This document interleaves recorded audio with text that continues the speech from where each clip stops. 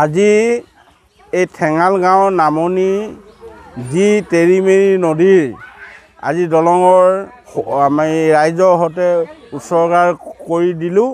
আজি এই দলংখনে আমাৰ ইটো পাৰৰ মানুহখিনি কাৰণে যিখিনি সমস্যা আছিল এই সমস্যাখিনি আজিৰ পৰা এই সমাধান হ'ব।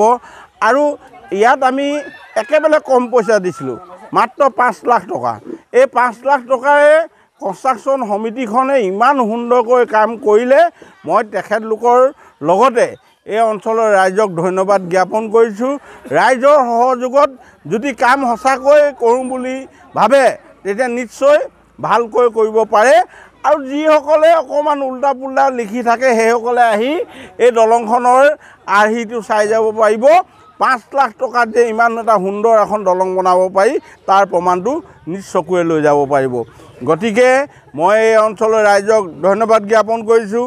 এই অঞ্চলৰ আমাৰ এই সমষ্টিৰ সদস্য বিপুল কছাৰী ডাঙৰীয়াক মই ধন্যবাদ জ্ঞাপন কৰিছোঁ, যাতে ঠেঙাল কছাৰী স্বায়ত্তশাসিত পৰিষদে যি কামেই নকৰক যাতে ৰাইজৰ সহযোগত ৰাইজৰ সমস্যাখিনি সমাধান কৰিবলৈ কাৰণে কাম কৰিবৰ কাৰণে আমি সদায় প্ৰয়াস কৰি আহিছোঁ।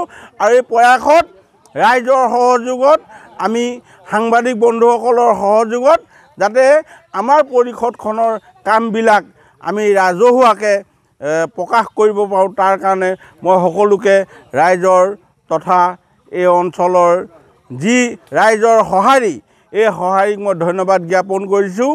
আৰু সুদূৰ ভৱিষ্যত ৰাইজৰ সহযোগত আমি আমাৰ যিখিনি কাম আছে এইখিনি সুন্দৰকৈ কৰি যাম বুলি মই আজিয়ে ৰাইজৰ আগত প্ৰতিশ্ৰুতি দিছোঁ।